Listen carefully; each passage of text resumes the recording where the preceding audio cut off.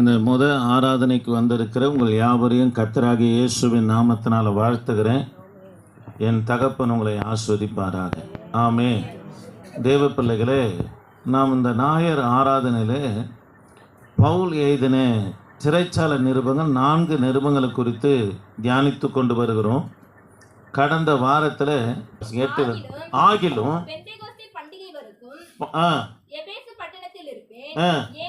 ஏனெனில் சார் எல்லாரும் கவனிங்க. இந்த எபேசு பட்டணத்தில் தேனால் என்கின்ற கோயில் விசேஷமான கோயில். இது அதாவது உலக அதிசயத்தில் இந்த கோயிலும் ஒன்றாக இருக்கிறது. தேவ பிள்ளைகளை எல்லாரும் கவனிங்க, கர்த்தருடைய வார்த்தை கவனிங்க. இந்த எபேசு பட்டணத்தில் இருந்த இந்த தேனால் கோயில் செழிப்பான பெண் தெய்வமாக இதை என்ன பண்ண வணங்கினாங்க.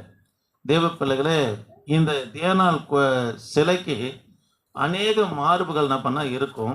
அது மாத்திரமல்ல, ஒரு கையில் தடியும் மற்றொரு கையில் திருசுலமும் ஏந்தி கொண்டு இருக்கிறது போல இந்த தேனாளுடைய சிலை என்ன பண்ணால் காணப்படும். கவனிக்கலாம். அது மாத்திரமல்ல, இந்த கோயிலை சுற்றிலும் பலதரப்பட்ட இச்சையான பாவங்கள் செய்யப்படும். ஓரினை சேர்க்க முறைகேடான பாவங்கள் எல்லாம் இந்த கோயிலை சுற்றிலும் என்ன பண்ண செய்யப்படும். அப்படி செய்வது இந்த கோயிலுக்கு செய்கிற, இந்த தெய்வத்துக்கு செய்கிற நேர்த்தி கடனாக எபேசு பட்டணத்தில் இருக்கிறவங்க கருதினாங்க. ஆமே. சரி, இந்த சபை எப்போ ஸ்தாபிக்கப்பட்டதுன்னா, பவுல் 2வது மிஷனரி பயணமாக அவர் எபேசு பட்டணத்துக்கு போகும்போது கவனிக்கலாம். பெந்தகோஸ்த நாட்களில் எங்கே இருக்கிற இஸ்ரவேலரும் எருசலேமுக்கு வந்தனும் பண்டிகை கொண்டாட முடியாது. ஆனால் பவுல் வரல. காரணம் என்னன்னா, அதனுடைய காரணத்தை சொல்றாரு. எபேசு பட்டணத்தில், அதாவது எருசலேமில் எப்படி பெந்தகோஸ்த நாள் பண்டிகை வருகிறதோ அதே நாளில், பெந்தகோஸ்த பண்டிகை நாட்களில் தான், அதே நாளில் தான் எபேசு பட்டணத்திலையும் இந்த தேனால் கோயிலுடைய பண்டிகை என்ன பண்ண, திருவிழா என்ன பண்ண நடக்குது. ஆகவே பவுல் என்ன சொல்றார் பாருங்க. ஆகிலும் பெந்தகோஸ்த பண்டிகை வரைக்கும் எபேசு பட்டணத்தில் இருப்பேன். ஏனெனில் கவனிக்கலாம். எப்படி பெந்தகோஸ்த பண்டிகை எங்க இருக்கிற யூதர்களும் எருசலேமுக்கு வருவார்களோ அதே நாள்ல, அதே நாட்களிலே எபேசு பட்டணத்துல இந்த தேனால் கோயில திருவிழா நடக்கிறது.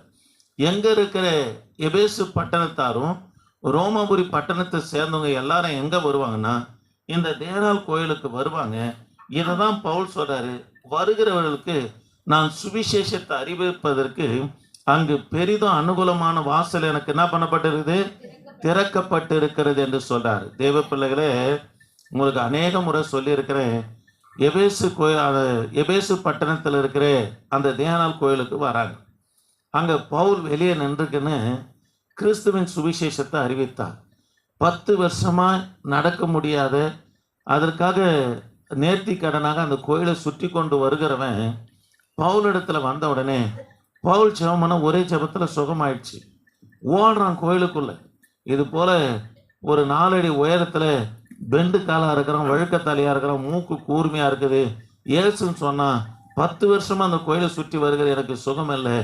அவன் ஒரே ஜபமான எனக்கு சுகமானன்னு சொன்ன உடனே எங்கே இருக்கிற ஜனங்களும், கோயிலுக்குள்ளே இருக்கிற ஜனங்கள்லாம் எங்கே இருக்கிறாங்கன்னா பவுலிடத்தில் வந்தாங்க. ஆமே. இப்படி ஸ்தாபிக்கப்பட்ட சபை தான் இந்த எபேசு சபை. 2வது மிஷனரி பயணத்தில் பவுல் போயிட்டு இந்த சபையை ஸ்தாபித்தார். 19 வாசிக்கலாமா? 9 வாசிக்கமா? 9 வாசிங்க. 9. ஏனெனில் திறக்கப்பட்டிருக்குது பாருங்க. விரோதம் செய்கிறவர்களும் பாருங்க, ஊழியம் எங்க நல்லா நடக்குதோ அங்க விரோதங்களும் காணப்படும். ஆனாலும் கர்த்தர் தமது கிருபையை நிறைவேற்றுவார். தம்முடைய விருப்பத்தை நவனா நிறைவேற்றுகிற தேவனாக இருக்கிறார். சரி, முதல் காரியம் இது சிறைச்சாலை நிருபம். 2வது தேவ பிள்ளைகளே, இந்த நிருபத்தை யார் இடத்துல கொடுத்து அனுப்புகிறாரு?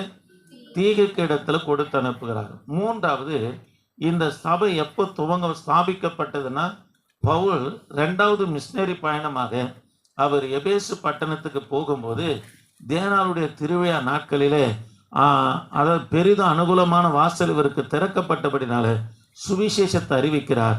அவர் மூலியமா அற்புதங்கள் அடையாளங்கள் நடக்குது. அங்கே சபையை ஸ்தாபிக்கிறார். அதுக்கு பிற்பாடு எபேசு சபையில் யார் இருக்கிறார்னா, கவனிங்க, தீமத்தை போகிறாரு. தீமத்துக்கு பிற்பாடு தான் பத்மு தீவுலேருந்து புறப்பட்டு போய் யோவான் என்ன பண்ணனா 37 வருஷம் அந்த இடத்துல ஊழியத்தை செய்தார். ஆமே.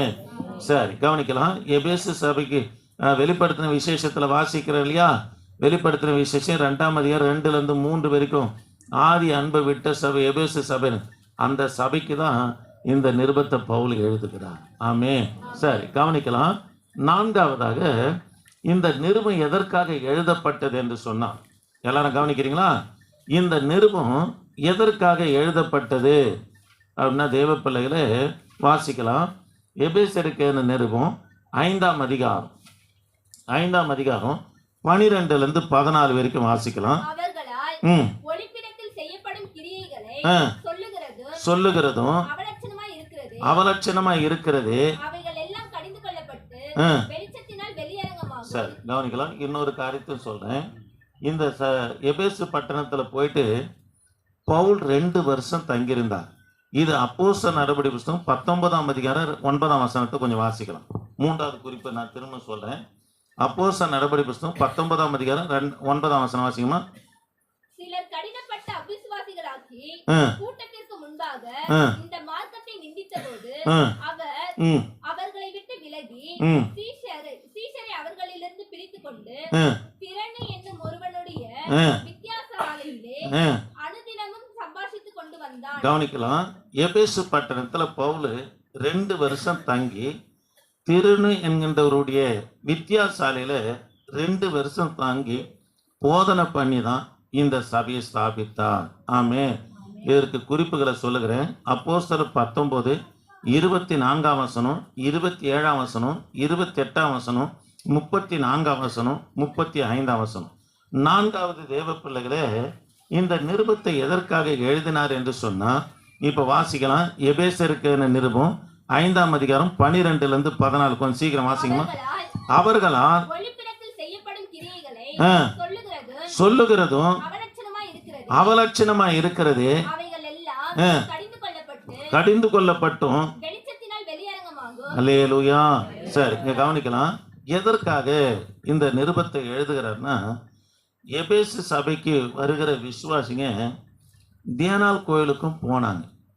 ஏன் போனாங்கன்னா கேட்குறார், பவுல் கேட்குறார், ஏன் போறீங்க அப்படின்னு சொன்னால் அதுக்கு அவங்க சொல்கிறாங்க, என்னதான் இருந்தாலும் எங்கள் குலதெய்வத்தை நாங்கள் விட்டுட முடியுமா? ஆகவே தான் நாங்கள் அந்த கோயிலுக்கு போகிறோம் என்று நம்ம சொல்கிறாங்க. அதை தான் சொல்கிறாரு. அங்கே ஒளிப்பிடத்தில், அதாவது கருவறைன்னு சொல்லுவாங்களே, அங்கே நடக்கிற அவலட்சங்களை சொல்வேன் நான். அதை வாசிங்கம்மா. அவர்களால் அந்த கருவறையில செய்யப்படுகிற கிரியைகளை சொல்லுகிறது அவலட்சணமா இருக்கிற காரணம் என்னன்னா, அந்த தெய்வத்திற்கு பாலியல் சம்பந்தப்பட்ட காரியங்களை நிறைவேற்றுவது தான் நேர்த்தியான கடன். அவங்க அதை செய்தாதான் அந்த தெய்வத்துக்கு பிரியமா இருக்கும் என்று சொல்லி ஒளிப்பிடத்துல அங்க பூஜை செய்கிற பூசாரிமார்களும் அந்த பூசாரிகளுக்கு துணையா போகிற பெண்களும் பாவங்களில காணப்படுவாங்க அந்த கருவறையில. இதை குறித்து தான் சொல்றாரு. அது கொலை தெய்வம் சொல்றியே, அந்த இடத்துல என்ன நடக்குது? அவலட்சணமான காரியங்கள் நடக்கிறதே என்று சொல்லுகிறார். தேவ பிள்ளைகளே, எதற்காக இந்த நிருபத்தை எழுதுகிறார்னா, சபைக்கு வந்தாலும் கூட அந்த கோயிலுக்கும் போனாங்க. கேட்டால் சொன்னாங்க, என்னதான் இருந்தாலும் நாங்கள் இயேசுநாதர் எப்போதானே அறிந்திருக்கிறோம், எங்கள் குலதெய்வம் எது? தேனால் கோயில், நாங்கள் அங்கே போய் தான் வருவோம் என்று சொன்னாங்க. ஆகவே தேனால் கோயிலிருந்து வந்தவர்களுக்கு திரும்ப அங்கே போகக்கூடாது என்பதற்காக தான் இந்த எபேசருக்கு நிருபத்தை என்ன பண்ணா பவுல் எழுதுகிறார். ஆமே. சரி, கவனிக்கலாம். இந்த சபையில் இருக்கிறவங்க எப்பேற்பட்டவர்களாக இருந்தார்கள் என்று சொல்லி 5வது குறிப்பு கவனிக்கலாம். இந்த சபையில் இருக்கிறவங்க எப்பேற்பட்டவர்களாக இருக்கிறார்கள் என்று 5வது குறிப்பு சொல்றாரு பாருங்க. 4ஆம் அதிகாரம் எபேசருக்கு நிருபம் 4ஆம் அதிகாரம் 24லேருந்து 29 வரைக்கும் வாசிக்கலாம். நீதியிலும் பரிசுத்தத்திலும் தேவனுடைய சாயலாக சிருஷ்டிக்கப்பட்ட புதிய மனுஷனை தரித்துக் கொள்ளுங்கள். அன்றியும் நாம் ஒருவருக்கொருவர் அவைகளா இருக்கிறபடியால் பொய்யை கலைத்து. கவனிக்கலாம், இந்த சபையில இருக்கிறவங்க எப்பேற்பட்டவர்களா இருக்கிறார்கள் என்பதை பவுல் இந்த இடத்துல சொன்னார்பாங்க. ஒன்று, திரும்ப வாசிக்குமா, பொய். அன்றியும் நாம் ஒருவருக்கொருவர் அவைகளா இருக்கிறபடியா பொய்யை கலைந்து. கவனிக்கலாம், முதலாவது காரியம், பொய் பேசுகிறவங்க இருந்தாங்க சபையில. யார் இருந்தாங்க? பொய் பேசுகிறவங்க இருந்தாங்க. கொஞ்சம் வேகமாக வாசிங்களேன். லேவியராகமும் 20:19 12ஆம் வசனம். ஒரு புள்ள மட்டும் வாசிக்க, வேகமாக வாசிங்க. லேவியருக்கான நிருபம் 20ஆம் அதிகாரம் 19ஆம் வசனம் 12ஆம் வசனம். என்னாகமம் 23:19. கொஞ்சம் வேகமாக வாசிக்கலாம்.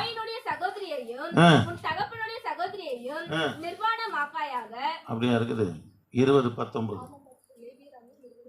12 வாசிங்க. சரி, போதும். கவனிக்கலாம், முதலாவது காரியம் பொய் பேசுவர்களாக இருந்தாங்க. ரெண்டாவது வாசமா எபேசியருக்கான நிருபத்தில், எபேசியருக்கான நிருபம் 4ஆம் அதிகாரம் 26ஆம் வசனத்தை வாசிக்கலாம். 4:20. கவனிக்கலாம், ரெண்டாவது காரியம் கோபம் கொண்டவர்களாக இருந்தாங்க. தேவ பிள்ளைகளே, கோபம் வராத ஆளே இருக்க மாட்டாங்க. கோபம் கொண்டாலும் பாவம் செய்யக்கூடாது என்று சொல்றாரு. கவனிங்க, பேதுரு கோபப்பட்டாரு, மல்குஸ் காது போயிடுச்சு. மோசே கோபப்பட்டாரு, கவனிக்கலாம், ஒருத்தனுக்கு தலையே போயிடுச்சு. இயேசுநாதர் கோபப்பட்டாரு. நீங்கள் மார்க்கு சுவிசேஷ புத்தகம் 3ஆம் அதிகாரம் 1-3 வரைக்கும் நீங்கள் வாசித்து பார்ப்பீங்கன்னா, அவனுக்கு மறு கையை போல, கொஞ்சம் வாசிங்களேன். மறுபடியும் பிரவேசித்தார்.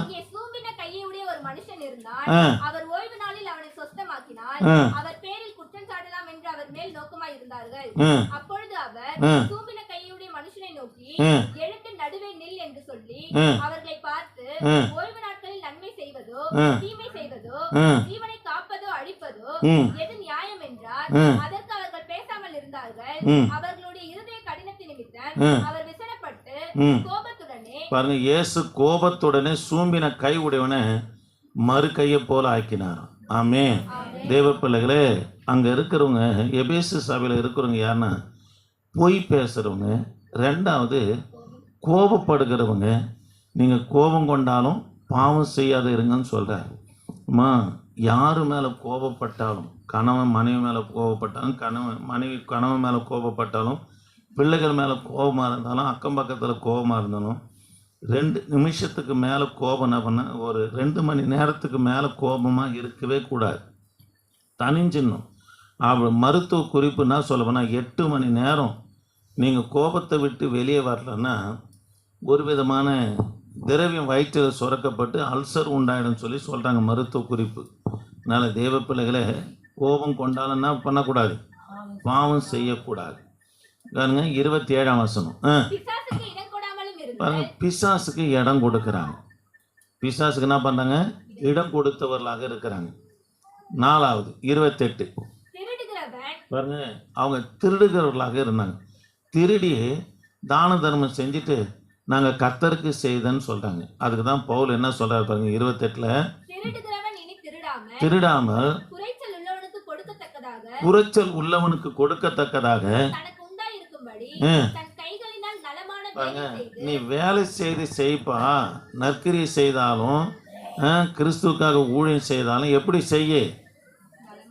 வேலை செய்து நலமா, எந்த வேலை நலமா இருக்குதோ அதை எடுத்து செய்யன்றாங்க. தேவ பிள்ளைகளை, 29ஆம் வசனம் 21. பாருங்க, கெட்ட வார்த்தைகளை மட்டும்தான் பேசினாங்க. வாயை திறந்தாவே கெட்ட வார்த்தை. துதிக்கிற வாயில் கெட்ட வார்த்தை ஒன்றும் கர்த்தருடைய பிள்ளைங்க என்ன பண்ணக்கூடாது? பேசக்கூடாது. சரி, 5வது காரியம், இந்த சபையில் இருந்தவங்க எப்படி இருந்தார்கள் என்பதை பார்த்தோம். 1, பொய் பேசினாங்க, கோபப்பட்டாங்க, பிசாசுக்கு இடம் கொடுத்தாங்க, திருநாங்க, கெட்ட வார்த்தை பேசினாங்க. இந்த 5 பாவமும் யாரை துக்கப்படுத்தினா 30-31 வாசித்து பார்ப்போம்னா பரிசுத்த ஆவியானவரை துக்கப்படுத்துகிற பாவமாக இருக்குதான். வாசிங்களேன். அன்றியும் நாளுக்கென்று முத்திரையாக பெற்ற தேவனுடைய பரிசுத்த ஆவியை துக்கப்படுத்தாதிருங்கள். வாங்க கவனிங்க. பொய் சொன்னாலும் சரி, பொய் சொன்னாங்க அனனியா சப்ரால், அவங்களுடைய நிலைமை உங்களுக்கு நல்லா தெரியும். கோபப்பட்டாலும் சரி, பிசாசுக்கு இடம் கொடுத்தாலும் சரி, திருநாளும் சரி, கெட்ட வார்த்தை பேசினாலும் சரி, முத்திரையாக கடைசி நாட்களிலே நீங்கள் பூமியிலிருந்து விடுதலையாக்கப்பட்டு தேவனிடத்தில் எடுத்துக்கொள்ளப்படுவதற்காக உனக்கு ஒரு அதாவது முத்திரை விசா ஆண்டவர் கொடுத்துருக்கிற, அதுதான் பரிசுத்த ஆவியானவர். அவரை நம்ம என்ன பண்ணால் துக்கப்படுத்துகிறோம். அந்த துக்கப்படுத்துகிற பாவம் நமக்குள்ளே காணப்படக்கூடாது. ஆமே, அல்லேலூயா. சரி, கவனிக்கலாம். ஆறாவதாக நமக்கு எதிராக இருக்கிற 3 பாவங்களை குறித்து பவுல் சொல்கிறார் பாருங்க. 6வது காரியம் எபேசியருக்கு நிருபம் 2ஆம் அதிகாரம் 1லிருந்து 3 வரைக்கும் வாசிக்கலாமா? பாவங்களினாலும் மரித்தவர்களாய் இருந்த உங்களை உயிர்ப்பித்தார். அவைகளில் நீங்கள் முற்காலத்திலே இவ்வுலக வழக்கத்திற்கு ஏற்றபடியாகவும் கீழ்ப்படியாமையின் பிள்ளைகளிடத்தில். சரி, கவனிக்கலாம். முதல் காரியம் 3 பாவங்களை பட்டியலிட்டு காட்டுகிறாரு. ஒன்று உலக வழக்கம். உலகத்துக்கு போனால் தேவனை விட்டு தூரம் கொண்டு போயிடுங்க. புறஜாதியுடைய மார்க்கத்தை ஒன்றும் கற்றுக்கொள்ளக்கூடாது என்று சொல்லி எரேமியா தீர்க்க தரிசன புஸ்தகம் 10ஆம் அதிகாரம் 1ஆம் வசனத்தில் சொல்லப்பட்டு இருக்கிறது. கவனிங்க. முதலாவது காரியம் திரும்ப தெளிவாக வாசிமா. 2ஆம் அதிகாரம் அக்கிரமங்களினாலும் உயிர்ப்பித்தார். சரி, கவனிக்கலாம். 3 பாவங்களை குறித்து சொல்றார். முதல்ல உலக வழக்கத்தின்படி நம்ம இருந்தோம்னு சொல்றார். இப்போ இருக்கக்கூடாது. உலகம் என்ன சொல்லுது அதை கேட்கக்கூடாதுங்க. உலகத்துக்கு போனால் தேவனை விட்டு தூரம் கொண்டு போயிடும். அதனால தான் எரேமியா தீர்க்க தரிசன புஸ்தகம் 10ஆம் அதிகாரம் 1ஆம் வசனத்தில் புறஜாதியுடைய மார்க்கத்தை ஒன்று என்ன பண்ணாத, கற்றுக்கொள்ளாத, உலக வழக்கம் பெரிய பாவம், அது வேண்டாம் என்று சொல்கிறார். நீங்கள் என்னாகம 23ஆம் அதிகாரம் 22ஆம் அதிகாரத்தை நீங்கள் வாசித்து பார்ப்பேன்னா, ஒரு காலத்தில் மந்திரவாதியை இஸ்ரவேல் ஜனங்களை குறித்து சாட்சி கொடுக்கிறார். அவங்க அதாவது அந்நிய ஜனங்களோடு கலவாமல் தனித்து வாசம் பண்ணுகிற ஜாதி என்று இஸ்ரவேல் ஜனங்களை குறித்து சாட்சி கொடுக்கிறார். அதனால் நம்ம தனித்து வாசம் பண்ணவர்களாக இருக்கணுமே தவிர உலக வழக்கத்தோடு கர்த்தருடைய பிள்ளைங்க காணப்படக்கூடாது. 2வது வாசிங்கம்மா.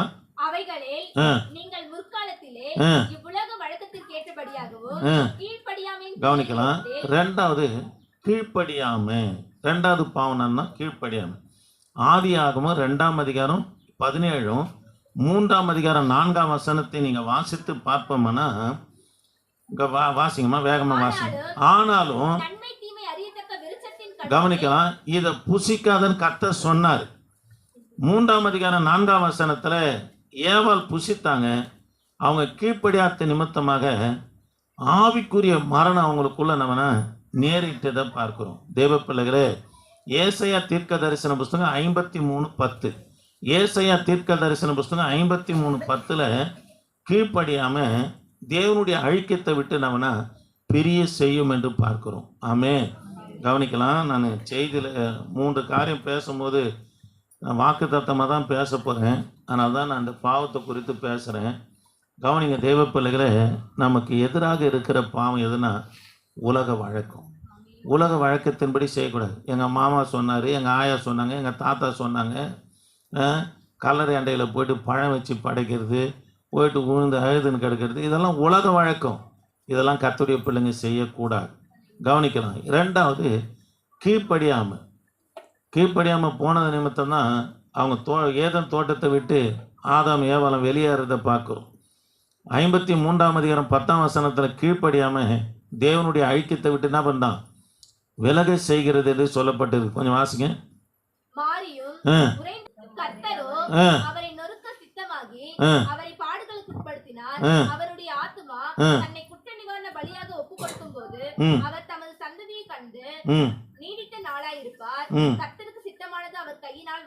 சரி, கவனிக்கலாம். தேவனுடைய ஐக்கியத்தை விட்டு கீழ்ப்படியாம என்ன பண்ணும், பிரிச்சுடன் பார்க்கிறோம். 3வது காரியம் வாசிங்கம்மா. அதுலயே எபேசியருக்கு நிருபம் 2. இப்பொழுது கிரியை செய்கிற ஆகாயத்து அதிகார பிரபுவாகிய ஆவிக்கேற்றபடியாகவும் நடந்து கொண்டீர்கள். அவர்களுக்குள்ளே போலவே ம். நாம் எல்லாரும் ம். முற்காலத்திலே ம். நமது மாம்ச இச்சையின்படி சரி, நடந்து மூன்றாவது பாவத்தை சொல்றாரு, மாம்ச இச்சை. இது தேவனுடைய பிரசன்னத்தை இழக்க செய்யுங்க. அம்மா எல்லாரும் கவனிங்க, எல்லாரும் கர்த்தருடைய வார்த்தை கவனிங்க. மாம்ச இச்சைகளின்படி கர்த்தருடைய பிள்ளைங்க நடந்தா தேவனுடைய பிரசன்னத்தை என்ன பண்ணா இழக்க செய்யும். ஆமென். பாருங்க, ஆறாவது காரியம், நமக்கு எதிராக இருக்கிற பாவம் 3, உலக வழக்கம். அது என்ன பண்ணன்னா, கவனிங்க, தேவனை விட்டு தூரமாக கொண்டு போயிடும். கீழ்ப்படியாமல் கர்த்தருடைய ஐக்கியத்தை விட்டு நம்ம விலக செய்யும். மாம்ச இச்சை தேவனுடைய பிரசன்னத்தை நம்ம இழக்க செய்யும். சிலர் மாம்ச இச்சையிலே இருப்பாங்க, போகும்போது ஒரு கட்டுப்பாடு இருக்காது. கவனிக்கலாம், மாம்ச சிந்தை, மாம்ச இச்சை, மாம்சத்தை பிரியப்படுத்துகிற காரியம் இருக்குமானா அவங்க கர்த்தருடைய பிரசன்னத்தை இழந்துருவாங்க. ஆமென். அல்லேலூயா. சரி, ஏழாவது காரியத்தை நான் சொல்லி முடிச்சிடுறேன். நம்ம எதுக்காக கர்த்தர் தெரிந்து கொண்டார் என்பத நோக்கத்தை குறித்து பவுல் சொல்றாரு பாருங்க. தமக்கு முன்பாக நாம் அன்பில் பரிசுத்தம் உள்ளவர்களும் எபேசருக்கு நிருபம் 1ஆம் அதிகாரம் 1:4.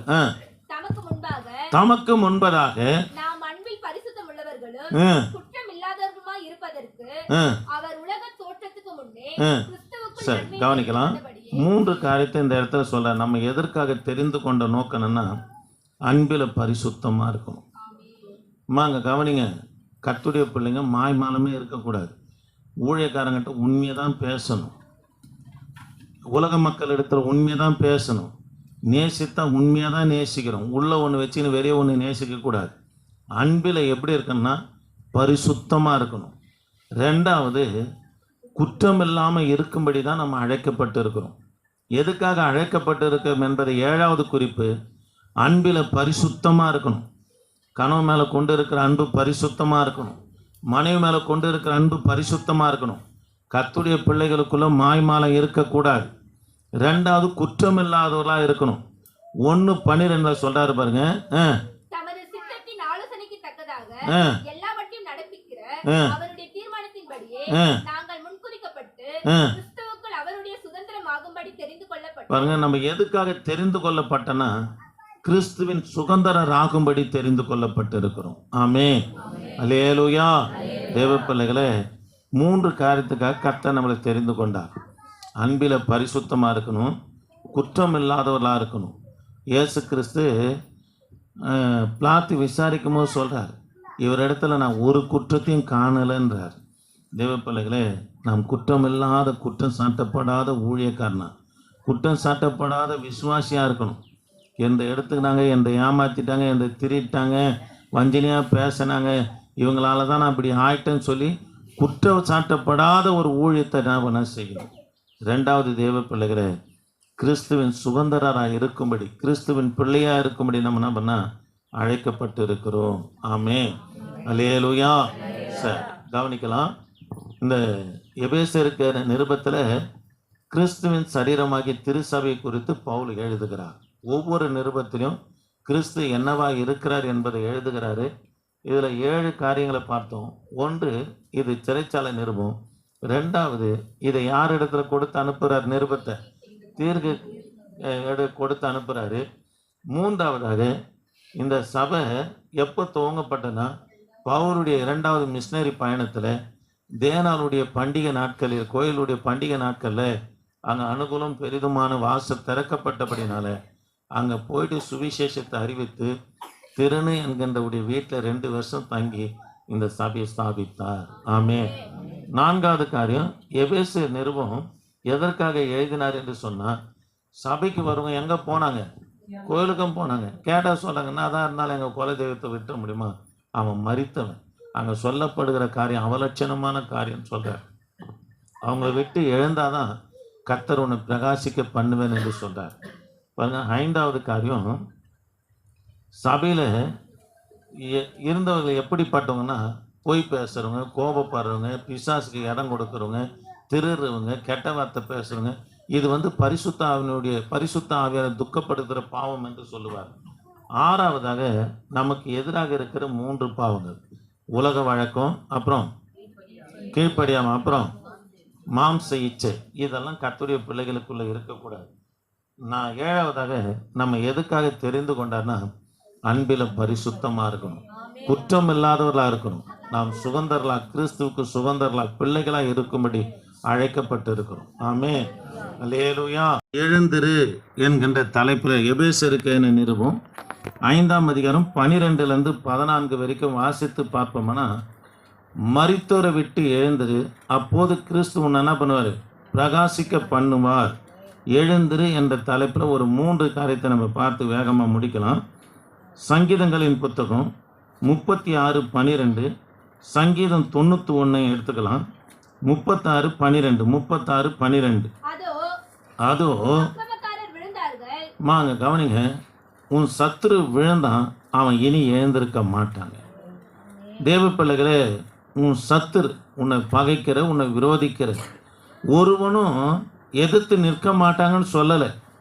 நீங்கள் யோசுவாவின் புத்தகம் 1ஆம் அதிகாரம் 5ஆம் வசனத்தை வாசித்து பார்ப்போம்னா, யோசுவாவுக்கு கர்த்தர் வாக்குத்தத்தம் கொடுக்கிறார். நீ உயிரோடு இருக்கிற நாளெல்லாம் ஒருவனும் உன்னை எதிர்த்து நிற்பதில்லை, நான் மோசோடு இருந்தது போல உன்னோடு கூட இருப்பேன் என்று கர்த்தர் வாக்குத்தத்தம் கொடுத்தார்.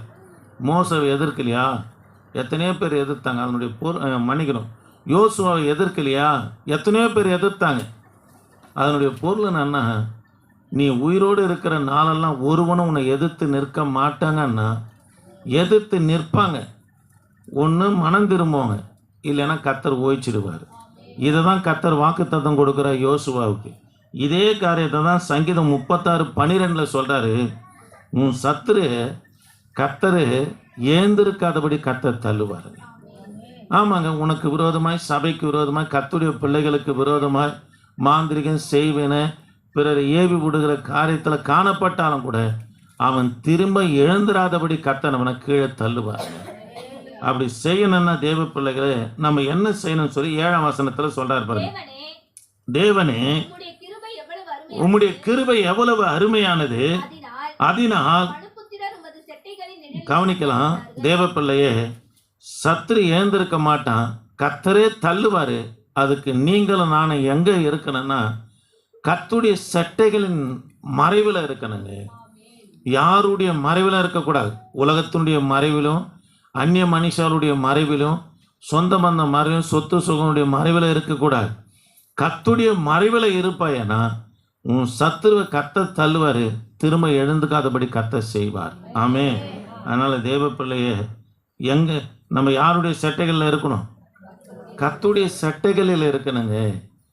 சாலமோனை அபிஷேகம் பண்ணி கொண்டு வரும்போது தாவீது அறிவுரையாக சொல்லப்பட்ட சங்கீதம் தான் 91ஆம் சங்கீதம். அவர் சொல்றாரு பாருங்க, உன்னதமானவருடைய மறைவில் இருப்பாயனா நீ சர்வ வல்லவுடைய நிழலில் தங்குவாய் என்று சொல்றார். 9ஆம் வசனத்தில் சொல்றாரு பாருங்க, வாசிங்கம்மா. தான் மகனுக்கு கொடுக்குற அறிவுரை பாருங்க, எனக்கு அடைக்கலமா இருக்கிற. கவனிக்கலாம், எனக்கு அடைக்கலமா இருக்கிற கர்த்தரை சாலமோனே, நீரும் அவருடைய அடைக்கலத்தை நீ தாபரமாக்கி கொள்வாயனா வாத உன் கூடாரத்தை அணுகாது, அடுத்தவர்களால் செய்யப்படுகிற பொல்லாப்பு உனக்கு நேரிடாதுன்றாருங்க. பொல்லாப்பு என்பது அடுத்தவர்களால் செய்யப்படுகிற மாந்திரிகம், செய்வன, கலகம், திருட்டு, இது ஒன்று உன்னை அணுகாதுன்னு சொல்றாரு. எப்போ அணுகாதுன்னா நம்ம கர்த்தருடைய மறைவில் இருக்கணும். சொல்லுங்களேன், யாருடைய மறைவில் இருக்கணும்? கர்த்தருடைய மறைவில் இருப்பீர்களா தேவ பிள்ளையே, உன் சத்துரு எழுந்துக்க மாட்டான், கர்த்தர் தள்ளுவாருங்க. எப்படி தள்ளுவார்னு அவனுக்கு மட்டும்தான் தெரியும், உனக்கு எனக்கும் கூட தெரியாது. அதை நினச்சி அதோடு உன் பக்கமே வராதபடி கர்த்தர் செய்வார். முதல்ல குடும்பத்தில் தான் கையை வைப்பார் ஆண்டவர். சமாதானமே இருக்காது. தேவ பிள்ளைகளே, உன் சத்துரு எழுந்துக்காதபடி கர்த்தனம்னா தள்ளுவார். அதுக்கு ஊழியமாக இருக்கட்டும், பிள்ளைகளாக இருக்கட்டும், நாம இருக்கட்டும், யாருடைய மறைவில் இருக்கணும்? கர்த்தருடைய மறைவில் இருந்தேன்னாங்க. கர்த்தருடைய மறைவில் இருக்கணுங்க. ஆராதனையில் கூட சொன்னேன், ஒரு 10 கோழி குஞ்சுங்க வச்சுருக்கோம், தாய் கோழி எல்லாம் தூரம் தூரமாக மேய்ஞ்சின்னு இருக்கும். ஒரு காகத்துடைய நிழலோ, மேலே பறக்கிற காகத்துடைய நிழலோ, பருந்துடைய நிழலோ பார்க்கோம்னா அது சாதாரணமாக ஒரு விதமான ஒரு அபாய குரல் மாதிரி ஒரு சவுண்டு விடும், முறை மாதிரி இருக்காங்க சவுண்டு. அதை கேட்டு எதெல்லாம் தாயுடைய சிறகு கீழே வந்ததும் தப்பிக்கும். ஒரு சிலர் என்ன பண்ண கேட்டும் கேட்காத மாதிரி இருக்கும். அது பார்த்தீங்கன்னா அந்த பறந்து கீரையாயிடும். தேவ பிள்ளைகளே, நாம் கர்த்தருடைய நிழலில் இருக்கணும். கர்த்தருடைய செட்டைகளுக்குள்ளே இருப்பேன். ஏன்னா வருவான், கர்த்தர் அவனை தள்ளுவார், அவன் எழுந்துக்கவே மாட்டாங்க. அல்லேலூயா. சரி, இரண்டாவது காரியம் யோசுவாவின் புத்தகம் 6ஆம் அதிகாரம். யோசுவாவின் புத்தகம் 6ஆம் அதிகாரம் 12ஆம் வசனத்தை வாசிக்கலாம். யோசுவா அதிகாலமே எழுந்திருந்தான்.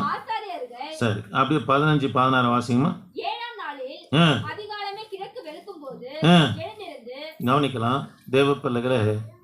3வது காரியம் அதிகாலையில் எழுந்துக்கணுங்க. வாங்க கவனிங்க, கர்த்தருடைய பிள்ளைங்க அதிகாலையில் எழுந்துக்கணும். சூரியன் வருவதற்கு முன்னே எழுந்தாதான் உங்களுக்கு வாந்தி வராது, பித்தம் பிடிக்காது. சிலர் பார்த்தீங்கன்னா ரொம்ப நேரம் தூங்கிட்டு, ஐயா எனக்கு தலைவலி ஏன் வலிக்காமல் இருக்கும்? பார்த்துங்கப்பா, ஏன் தலைவலிக்காமல் இருக்கும்? கவனிங்க, கர்த்தருடைய வார்த்தை கவனிங்க. அதிகாலையில் எழுந்துக்கணுங்க. அதிகாலை ஜெபம் இருக்குமானா உன் தடைகள் நீங்கிடும். இஸ்ரவேல் ஜனங்க கவனிங்க, எரிகோ பட்டணத்தை தாண்டினாங்கன்னா யோர்தானை தாண்டினாங்கன்னா கானானுக்குள்ளே வந்துடலாம். தடையா 12 மைல் சுற்றளவு உள்ள எரிகோ பட்டணம் தடையாக இருக்குது. கர்த்தர் ஒரு நாளைக்கு 7 முறை, ஒரு நாளைக்கு ஒரு முறை சுற்றுப்பா, 7வது நாள் 7 முறை சுற்றுன்னு சொன்னார். அந்த 7 முறையும் 7வது நாளும் சரி, யோசுவா எப்போ எழுந்தார்னா அதிகாலையில் எழுந்தார். அதிகாலையில் எழுந்தாருங்க. அதிகாலையில் எழுந்ததுனால தடை நீங்கிச்சு. இவங்க அற்புதமாக கானானுக்குள்ளே போகும்படி கர்த்தர் செய்தார். தேவ பிள்ளையே, அதிகாலையில் எழுந்துங்க. அதிகாலையில் எழுந்து ஜெபம் பண்ணுங்க. எழுந்து ஜெபம் பண்ண கவனிக்கலாம். கர்த்தருடைய வார்த்தை கவனிங்க. அதிகாலையில் எழுந்து ஜெபம் பண்ண உன் தடையெல்லாம் கர்த்தர் நீக்கிடுவார். ஆமாங்க, உனக்கு அனுகூலமான வாசலை கர்த்தர் திறப்பார். நீ தூங்குனியனா பிசாசு கலகிற விதைச்சிடுவான். தூங்குனியனா நீ கடந்து போகாதபடி பெரிய தடையை ஏற்பி வச்சுடுவோம். அதனால் அதிகாலையில் எழுந்து என்ன பண்ணணும்? ஜெபிக்கணும். அல்லேலூயா. கவனிக்கலாம். ஜார்ஜ் முல்லரை குறித்து ஒரு சாட்சி நான் கேட்டேங்க. அவர் இளம் வயதில் ஒரு திருடன், குடிகாரன், சூதாட்டுக்காரனாக இருந்தார். 14 வயது இருக்கும்போதே சரியான குடியில் இருக்கிறார். தன் தாய் செத்தது கூட தெரியாமல் அந்த அளவுக்கு குடியில் இருக்கிற, மறித்து புதைச்சிட்டாங்க. அதுக்கப்புறம் தான் குடி தெரிஞ்சவனே தெரியுது அவருக்கு. அப்பேற்பட்ட குடிகாரன். அது மாத்திரம் இல்லை, திருட்டு தொழிலில் ஈடுபட்டு சிறைச்சாலையில் கொஞ்ச நாள் இருந்தவர். 20 வயது ஆகும்போது வசதியாக வாயறதுக்கு வழி தெரியலையே, எங்கே போனாலும் பிடிச்சிடறானா அப்படின்னு சொல்லிட்டு வேதாகம கல்லூரிக்கு போயிட்டு லுத்ரன் சபையில் நம்ம பாஸ் ஆகணுமுன்னா மாதம் இவ்வளோ வருமானம் வரும், அது மூலிமா நம்ம போயிடுச்சிக்கலாம் சொல்லி எதுக்காக போகிறாரு? வசதியை தேடி வேதாகம கல்லூரிக்கு போதகராக முடி போகிறார். போயிட்டு வந்த கூட அந்த திருட்டு தொழில் அவருக்குள்ள இருந்து நிற்கிறார். ஒரு நாள் அவருடைய நண்பருங்க கூப்பிட்டாங்க. ஒரு சின்ன ஜெப கூட்டத்துக்கு போகிறாங்க. அங்கே நடக்கிற ஆராதனை பாடல் இவரை தொட்ட உடனே தன்னை அர்ப்பணித்தார். கவனிக்கலாம், தன்னை அர்ப்பணித்து இயேசுவை காட்டின இந்த உலகத்தில் முக்கியமான காரியம் ஒன்று இல்லைன்னு சொல்லி உணர்ந்த இந்த ஜார்ஜ் முல்லர் தன்னை என்ன பண்ண அர்ப்பணித்தார். ஆமே.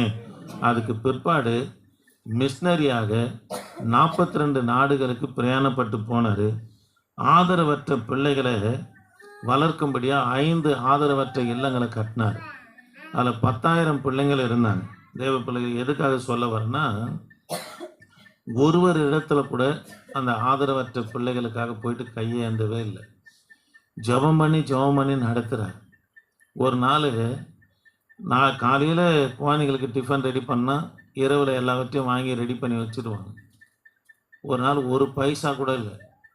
பிள்ளைங்க எழுந்தாங்க, குளித்தாங்க, பல்ல சுத்தம் பண்ணாங்க, டைனிங் டேபிளில் உக்காந்தாங்க. எல்லாருக்கும் தட்டி வைக்க சொல்லிட்டார். ஒன்றும் சமையல் வேலை ஒன்றும் நடக்கலை. ஜெபம் பண்ணிக்கிற கர்த்தர் செய்வார். நிஜமாக நடந்த சம்பவங்க. கர்த்தர் செய்வார் சொல்லி எல்லாருக்கும் தட்டு வச்சிட்டாங்க. கொஞ்ச நேரம் குழந்தைங்கெல்லாம் ஜார்ஜ் முல்லரை பார்க்குது, தட்டை பார்க்குது. ஒன்றில் தட்டு மட்டும் வைக்கப்பட்டு இருக்குதுன்னு சொல்லி ஜார்ஜ் முல்லர் பார்க்குது. இவர் கர்த்தரை மட்டும்தான் பார்த்தார். நடந்த சம்பவம் என்னன்னா, ஒரு மனுஷனை நைட்டு 2 மணிக்கு கர்த்தர் எழுப்பிடுறார். பேக்கரி கடைக்காரனை எழுப்பி, இது போல் இத்தனை பிள்ளைகள் இருக்குது, நீ ரொட்டி சுடுன்னு சொல்லி அருமையான நேர்த்தியான ரொட்டி எடுத்து வந்து இறக்குனாங்க. எல்லா தட்டிலையும் வைக்கிறாங்க. அந்த வழியாக போன ஒரு பால் வண்டி பழுதாகி கொஞ்ச நேரம் ஆனால் பால் கெட்ட போதுன்னு அதை எடுத்து ஜார்ஜ் முல்லர்கிட்ட கொடுத்து நல்ல நேர்த்தியான பாலை பிள்ளைங்களுக்கு காய்ச்சி ஒரு டம்ளரும் ஒரு ரொட்டியும் கொடுக்க முடியாது கர்த்தர் செய்தார். தேவ பிள்ளைகளை எதுக்காக சொல்ல வரேன்னா, இந்த 10,000 பிள்ளைகளுக்கும் ஒரே நாளில் உணவளிக்க முடியாது எப்படி செய்தார்னா கர்த்தர் ஜெபத்தினால தாங்க செய்தார். நீங்கள் அதிகாலையில் எழுந்துக்கணுங்க, ஜெபம் பண்ணுங்க. ஒவ்வொரு நாளும் இவர் பிள்ளைகளுக்காக காத்து இருப்பாராம் தேவ சமூகத்தை. அதனால் அதிகாலையில் எழுந்திருக்கும் போது கர்த்தர் உங்கள் எல்லா தேவைகளையும் ஆண்டவர் சந்திப்பார். சரி, மூன்றாவது காரியம் லூக்கா சுவிசேஷ புத்தகம் 4ஆம் அதிகாரம் 39ஆம் வசனம். 4ஆம் அதிகாரம் 39ஆம் வசனம். அவர் அவளிடத்தில் குனிந்து ஜுரம் நீங்கும்படி கட்டளையிட்டார். அது அவளை விட்டு நீங்கிற்று. உடனே அவள் எழுந்திருந்து அவர்களுக்கு பணிவிடை செய்தார். கவனிங்க, பேதுரு மாமி படுத்துன்னு இருக்காங்க. இயேசு கிறிஸ்து அதிகமாக ஊழியம் செய்த பகுதி பெத்சாய்தா, கலிலேயா, கப்பர்நகூமில் தான் பேதுடைய மாமி வீடு இருக்குது. எப்போ போனாலும் பேதுருடைய மாமி தான் இயேசுக்கு பணிவிடை செய்வாங்க, ஆகாரம் சமைச்சு கொடுப்பாங்க.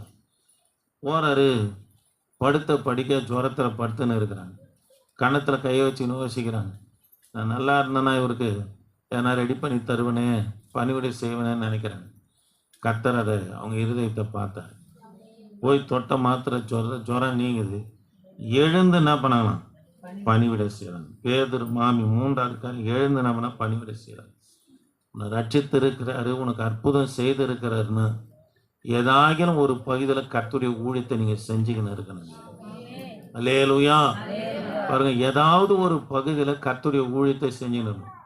வாரம் வாரம் ஊழியத்துக்கு போகிறோம், மாதத்தில் ஒரு நாள் ஊழியத்துக்கு, அதில் சாதாரண காரியம் இல்லை. எவ்வளோ காசு செலவாக தெரியுங்களா? அவர் இல்லை, அதனால் அவர் சாட்சி சொல்கிறேன். மாம்பட்டிலேருந்து வருவாருங்க, கூலி வேலைக்கு போகிறாரு. ஆண்டவரே, எனக்கு நான் கிராம ஊழியத்துக்கு போகிறது நான் 3000 ரூபாய் கொடுங்கன்ட்டு போன வாரம் ஃபுல்லாக ஒரு 3 நாள் 4 நாள் வேலை செஞ்சார். எத்தனை 3000 ரூபாய் நான் வாங்கவே இல்லை. ஐயா நீங்கள் வச்சிங்க என்று கொடுத்தாரு. எனக்கு ரொம்ப ஆச்சரியமாக இருக்குதுங்க. அம்மா, கர்த்தர் நம்மளை ரட்சித்ததுக்கு, நம்மளை வியாதியை சுகமாக்கி சுத்திகரித்து சபையில் நம்மளை வச்சிருக்கிறாருன்னா அவருக்கு ஏந்து ஏதாகிலும் ஒன்று செய்யணும். தனக்குத்தானே கனி கொடுக்குற வாழ்க்கை இருக்கக்கூடாது. நீ பூமியை சேர்த்து வச்சேன்னா அது திருடனுக்கும் கொள்ளைக்காரனுக்கும் தான் இருக்குது. வேத வசனம், உன் பொக்கிஷத்தை எங்கே சேர்த்து வை, பரலோகத்தில் சேர்த்து வைன்றார். அது இமையிலும் மறுமையிலும் கர்த்தர் தருவார். நீங்கள் சேர்த்து வச்சு பாருங்கள், உன் சந்ததிக்கு கர்த்தர் இமையில கர்த்தர் கொடுத்துக்கினே இருப்பார். ஆமாங்க, ஆண்டவர் செய்வாருங்க. கவனிக்கலாம். முதலாவது காரியம், உன் சத்துரு இழந்துக்காதபடி கர்த்தர் தள்ளுவாருங்க. அதுக்கு எங்கே இருக்கணும், அவர் செட்டைகள் மேலே இருக்கணும். 2வது, உன் தடைகள் நீங்கணும், உன் தேவைகள் சந்திக்கப்படணும்னா அதிகாலையில் எழுந்துக்கணும். 3வது, பேதுரு மாமி எழுந்து பணிவிடை செய்தாங்க, கர்த்தருடைய ஊழியத்தை செய்தாங்க. ஆண்டுடைய ஊழியத்தை செய்யணுங்க, சபையில் நடக்கிற ஊழியத்தை தாங்கணும். அப்போ தான் கர்த்தர் மேலும் காரியத்தை செஞ்சுக்கின்னு வருவார். சரி, நான் ஒன்றும் சொல்ல, முழங்கால் போடுங்க, முழங்கால் போடுங்க, ஜெபிக்கலாம். முழங்கால் போடலாமா? ஜெபிக்கலாம். என் ஆண்டவரே, நாங்கள் உம்மை துதிக்கிறோம் துதிக்கிறோம் துதிக்கிறோம் துதிக்கிறோம் துதிக்கிறோம் துதிக்கிறோம். வந்ததான ஒவ்வொரு பிள்ளைகளுக்காய் ஸ்தோத்திர ஆண்டவரே. என் தகப்பனே, பிள்ளைகளை ஆசீர்வதிங்க. இந்த கான்ஃபரன்ஸ் லைனில் இருக்கிற பிள்ளைகளையும் ஆசீர்வதிங்க ஆண்டவரே. எல்லா தேவைகளையும் சந்திங்கப்பா ஆண்டவரே.